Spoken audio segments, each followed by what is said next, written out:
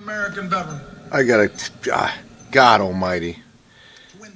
This guy sits here talking about everybody should have a good economic dream, etc., more people out. He is the problem. We have this problem. He stopped things like the XL Keystone Pipeline.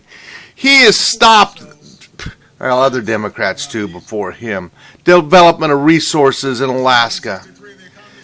But he is the main reason everyone in this country is suffering, if at all. And the other ones are made it on their own or not suffering, and I'm not suffering.